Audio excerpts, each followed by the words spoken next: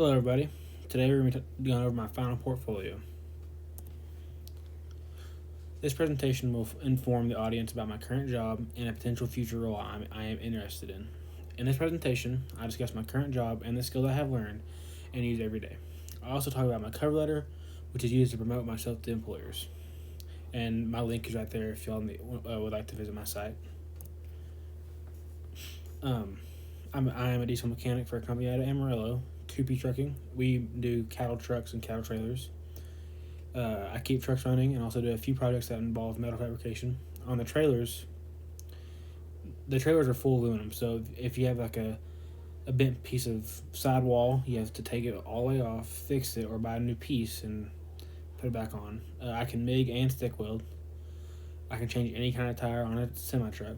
I can fix most issues on an engine, driveline, basic necessities that you need to be able to know to fix trucks.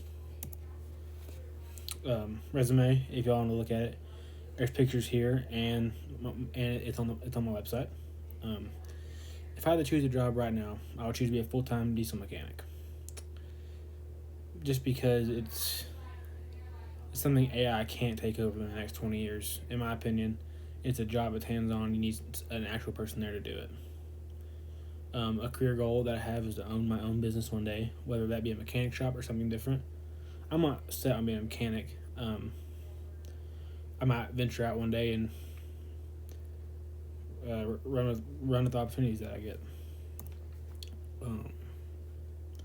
My cover letter here is on the left.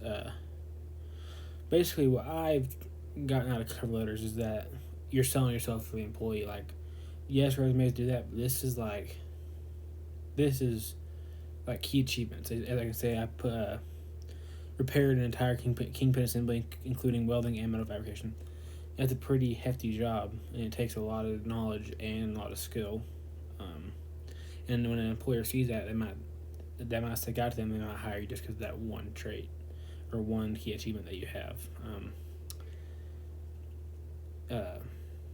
And then on to the written sample I used the consulting paper that we wrote in this class, and that paper was about the Tractor Supply and their rural and city market.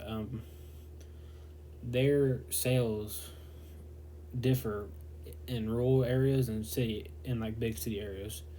In rural areas, they sell drastically more items, while in the city areas they sell less. What I got out of learning about Tractor Supply and their company, I got that if they were just to make stores that are in rural areas, they would probably do better than spending money on stores in cities that don't bring in much profit. My contact info is right here on the slide, on the picture, or you can go to my site and go from there. My email, phone number, location, and my LinkedIn. And conclusion. In this final slide, I'd like to recap the main points covered in the presentation. Having a good resume can make or break you. The better resume, the better a chance you have of getting an employer's attention. Meaning, if you have key skills that stick out more than others, that's an instant, like you're highlighted, because they see, he can speak 2 languages, or he can do this, he can do that. That makes him a better candidate for the job. And a quote I would like to put at the bottom, you never know if you're good at something until you try. So never give up an opportunity, because you might never get it again.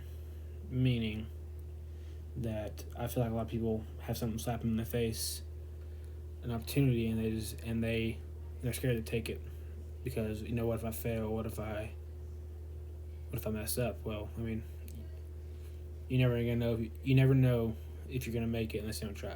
So if you fail, you fail. If you don't, you're happy with what you're doing. Thank you.